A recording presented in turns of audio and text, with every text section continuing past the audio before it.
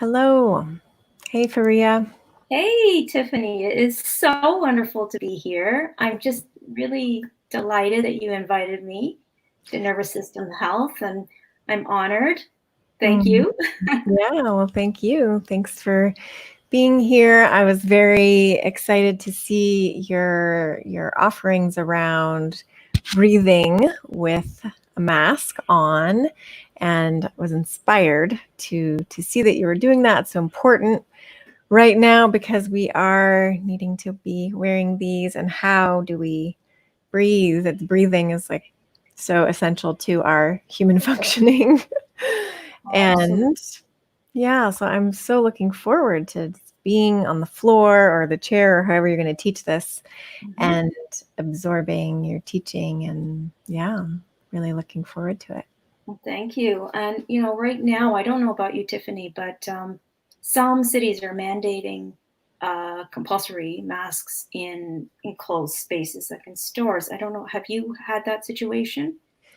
Yeah, I mean, yeah, we're needing to wear masks wherever we go. Yeah. Hmm. Yeah, and so my city has also done that too. And so it's sort of extending the need and the challenge to learn how to breathe well behind a mask. And one of the reasons why I decided to do this is at the beginning, when people were wearing masks, they were really struggling with it. You could see how stressed people were having it on their faces.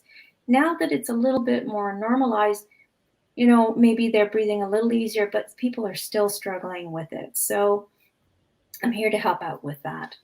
Yay. So, yeah. Yeah, So, well, I'll leave the little window here and give you the full space and then come back in at the end. And okay. thank you. And so just a heads up, you'll need your mask. Everyone will need a mask handy if you It'll, can it'll be for handy this. to have one. Yeah. And we can do the lesson seated or lying down, whatever works for you. And it's going to be sort of an abbreviated version of the lesson that I have on my website. I have a full version, but this one, we're going to be talking. I'm going to give you a little bit of background, first of all, so that you understand why it's important to do a certain type of breathing. So that the perception is that when we wear a mask and when we put something on our face, that there's less air. So that is a problem. That there's a perception that there's less air and that you have to breathe harder or faster, or that there's more effort involved. And it doesn't have to be that way. You can still breathe light and you can still be gentle with your breath. And for those who have the tendency to hyperventilate, to breathe too fast or too big, this is where wearing a mask is really challenging because if you're doing that and you're breathing through your mouth, it gets really hot back there. It gets hot, you're blowing a lot of air, you might feel it coming out the sides, you might feel the heat coming up and fogging up your glasses. It's no fun. It's annoying and it's frustrating. So here's the deal. We don't have to breathe harder. We don't have to breathe heavier. We can breathe light and be gentle with our breath.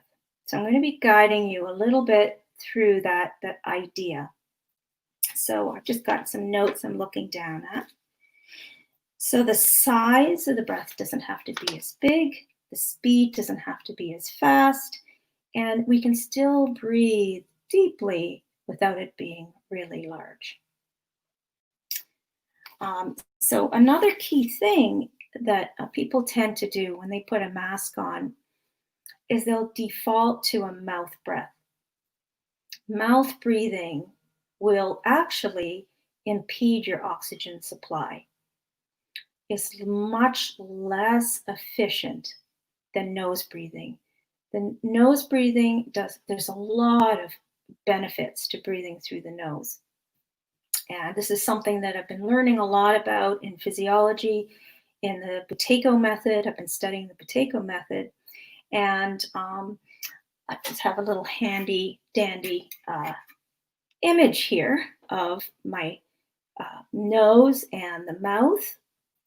And that there's so much space. Sorry, I'm reversed here, so I'm getting all confused.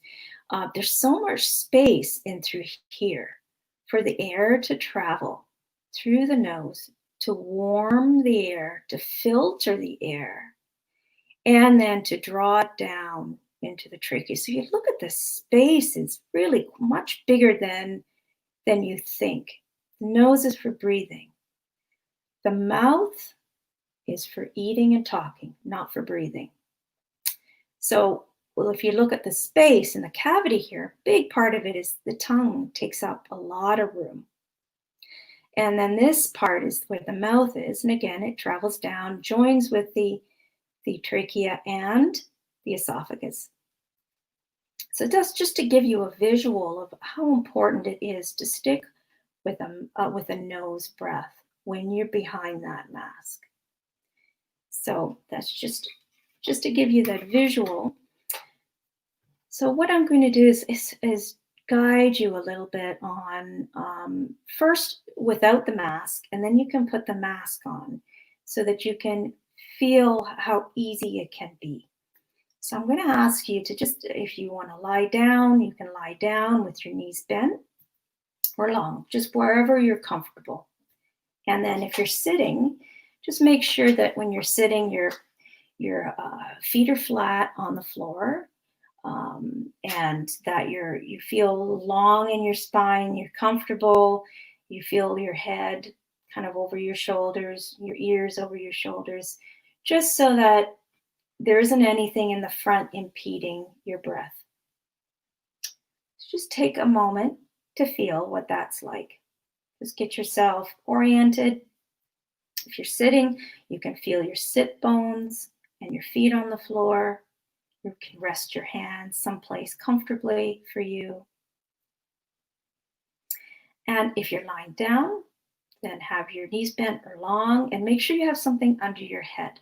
Now, if you're doing a breathing lesson, you want to make sure that your head is lined up fairly well over your body. So if your head is tipped too far back or too far forward, that's going to affect airflow. And so be sure to have some support under your head. So just take a moment to notice your breath. Just what you're doing right now. You know, where do you feel breath?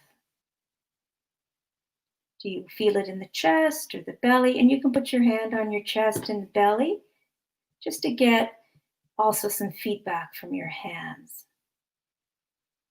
Just noticing what's moving.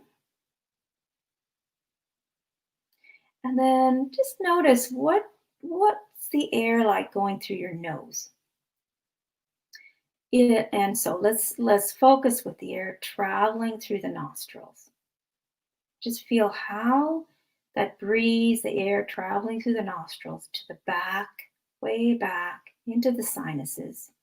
And then of course, it travels to the back of the throat. So just take that slow breath in and out through the nostrils, tuning into the sensation of the air traveling to the back of the throat. So you might notice a breeze, you might feel something. If you don't feel anything traveling back here, you might feel the breeze at the nostrils or air traveling over the upper lip. So you might also notice that as you breathe in, the sensation of air is cool. And as you breathe out, the sensation of air is warm. Just follow that temperature. See if you can sense that temperature.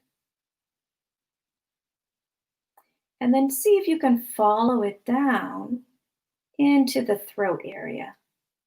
Now, as you had seen from that model, a lot of people will sort of perceive the air traveling quite far forward in the face and in the throat.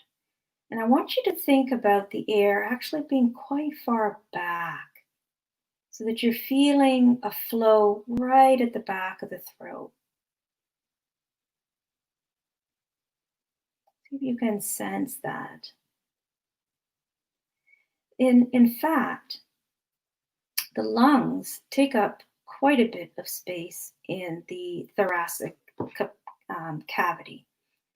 And there's a lot of room for the lungs in your back. And so I want you to see if you can sense as you're feeling the air traveling through the nostrils, to the back of the throat, into the trachea. Could you imagine the lungs being in your back? And as you do this, as you're doing this sensing and feeling, make a mental note that it doesn't have to be big, that it can be a light, small breath. If you tend to take a big breath, you might be missing some sensations. So I'm going to ask you to slow it down and make it smaller than you normally would. And as you do that, as you let the air flow to the back of your throat, thinking of the back lungs filling and emptying. So if you're on your back, you might feel a change in pressure against the floor. If you're sitting, you might feel your back moving or maybe widening a little bit. Just see what comes for you as you're breathing.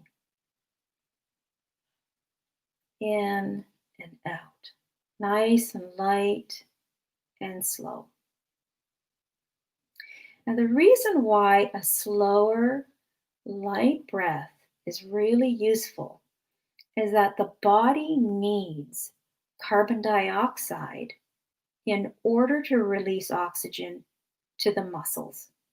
So I'm going to say that again because a lot of people don't understand that carbon dioxide is actually vital to the functioning in our body, for maintaining our pH, for dilating blood vessels, and for allowing oxygen to release from the hemoglobin to our cells. That's where we want the oxygen. We want oxygen to go to our cells, to our heart, and to our brain. So as we slow the breath down, and you might have moments where you need to take a big breath because you feel a sense of urgency for oxygen. So go ahead and go back to that. That's okay. Make this as comfortable as you can.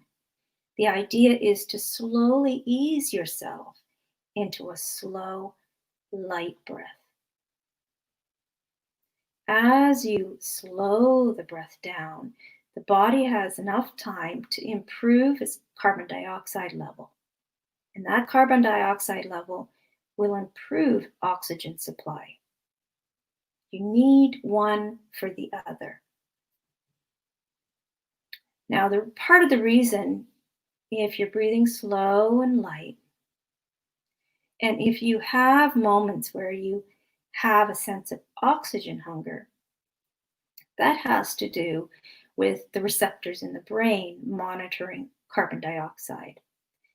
And sometimes what ends up happening is that if we are used to breathing fast and shallow and through the mouth rapidly, then what ends up happening is those receptors become hypersensitive to carbon dioxide. And so even though you've got enough oxygen in your system, actually your blood oxygen is almost always about 98%. That's a lot. It's fairly saturated.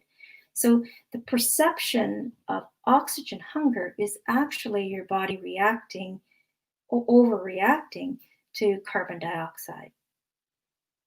By regularly slowing the breath down, by keeping it light and efficient, then your body gets used to a more normalized level of carbon dioxide. And this is where you will start noticing that your brain is clearer, that you can think clearer, that your heart rate drops. All this it's so vital. Carbon dioxide is so vital to our functioning. So here's this idea of our mask. As we breathe slowly and lightly and feel the lungs in our back, then there's less flow behind the mask. The mask can become much more comfortable. So just take a moment to just feel that air and just notice the speed. See if you're able to reduce the speed of your breath and the size. And as you're doing that, you might sense again back to the lungs and feeling, could you imagine that as you inhale, that the lungs kind of draw downward into the back. As the diaphragm descends and pulls air through the nostrils into the back of the throat and into your lungs, that you feel this sort of oozing expansion of the lungs into your back, almost down to your waist. And if you don't exactly feel it, you can imagine it. The lungs actually extend further down into our body in the back than the front. In the front, we have the stomach and the liver that is more anterior. But the back lungs can slide fairly low into the back. So just take a moment to feel that expansion, that you're drawing air down and deep into the lungs. And then, of course, when you breathe out, you'll feel the diaphragm rising and the lungs emptying. Of course, the lungs, when they fill, they don't just fill downward, they fill upward. They expand as a balloon might expand. And so just take that time to feel where you might sense your lungs. So maybe behind the shoulder blades or into the armpits, or maybe somewhere mid-back, and maybe somewhere near the floating ribs. Just sense how you feel it into your sides, maybe into the front and into the back. Now, as you slow the breath, as you breathe in and out, there's a moment at the end of the exhale where the body kind of softens or relaxes. So as you finish the exhale, think about as you finish the exhale, there's a moment where there's a release of tension. Maybe you might find that in the tummy or in the chest, in the sternum, or maybe somewhere in the sides. Breathing can be a deeply ingrained habit. And so some people never really completely go into a rest phase in their exhale. There might be places that the ribs are being held wide or lifted, or the belly doesn't completely relax and soften at the end of the exhale. So look for where could you feel that finishing of the exhale, where maybe the ribs soften and move inward. Or maybe the chest softens a bit, or the belly, or the lower belly, or maybe somewhere in the pelvis or the low back. Where might you feel that finishing of the exhale? Now, when we finish our exhale is actually the passive phase of our breathing. The inhale is the active phase. The diaphragm muscles are active when you inhale, and then they become quieter as you exhale. And the ribs, some of the rib muscles become quieter and they narrow and come inward. So something interesting happens at the exhale and near the end of the exhale, where it's almost like a release and pressure in the system. With that release and pressure, you get better oxygen supply. There's less tension in the body, in the musculature, so that oxygen can be released better into the tissues. So one of the interesting things about carbon dioxide as well is that it dilates our carotid arteries.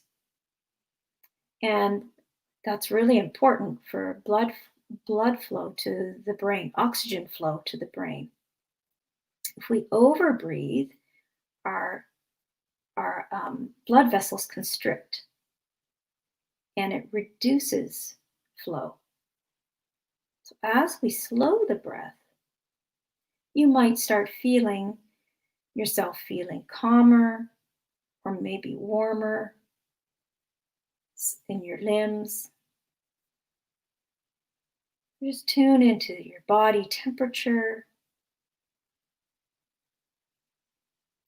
Any places that you're noticing something softening a little bit more, relaxing a little bit more.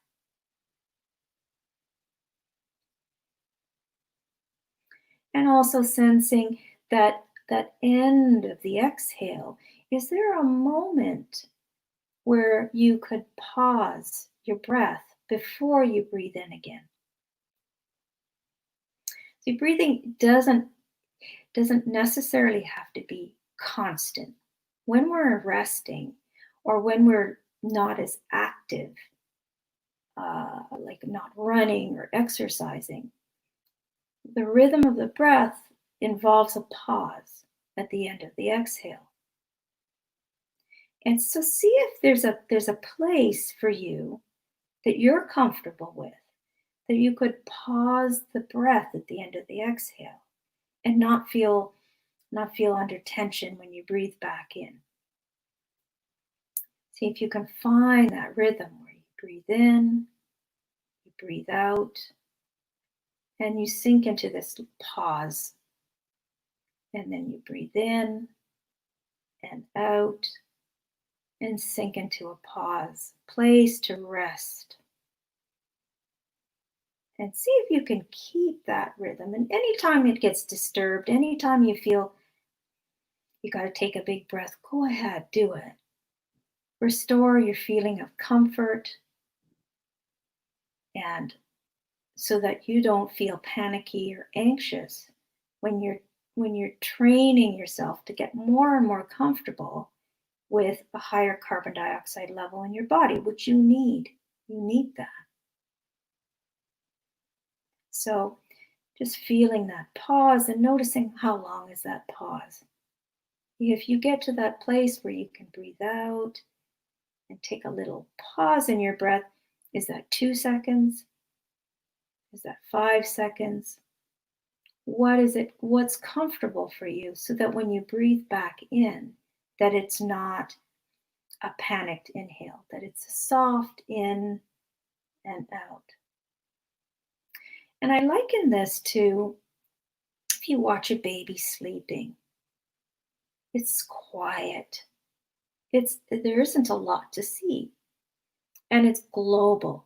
So there's this idea of the deep breath, the deep, not meaning big, but that there's capacity for the whole lung in the front and the back and the sides to fill with air and not to be restricted.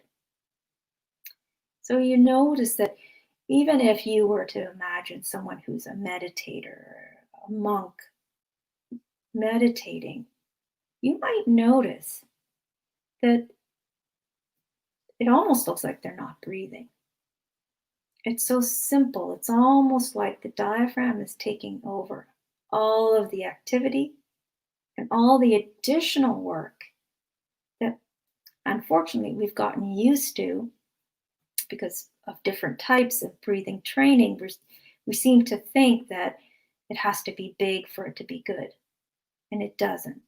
It actually causes more work in the body. We want to reduce the effort. We don't want to be revving our engines all the time when we're breathing. We want to make it a smooth, light breath where you don't hear it, it's quiet, and it's a fairly steady, calm pace.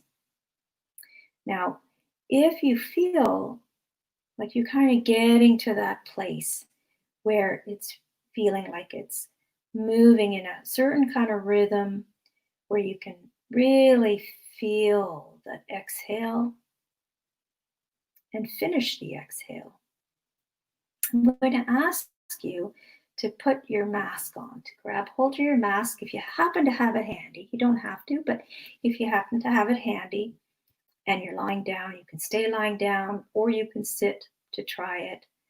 If you're seated, just grab it and secure it to your face. Make sure that if you've got a band there to sort of clip it around your nose. And if you've got glasses, you can tuck it under the glasses so that it doesn't kind of get in the way.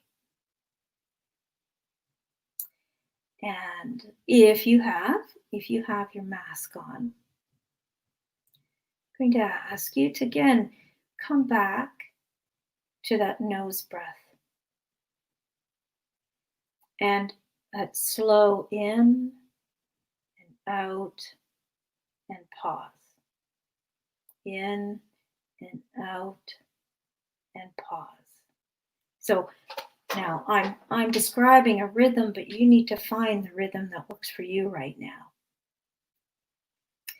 And again, I go into more detail with the audio lesson I have on my website, but here you want to be able to just take it to the pace that you're comfortable with.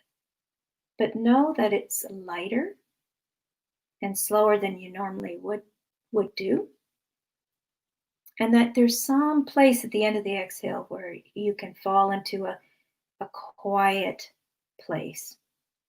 Almost almost as though you were drifting off to sleep. That kind of easy, soft breath. And when you have the mask, just notice, what does that feel like? You might feel a bit of warmth around your face. But notice that if you reduce the speed and the volume, you won't feel all that air blowing through the mask. You want to reduce the volume so it's not a big, fast, like tunnel-like experience, but a soft rhythm, soft, light rhythm, where you still feel the air. You actually will feel it more behind the mask. You'll feel the warmth a little bit more behind the mask. But just notice the air going in and out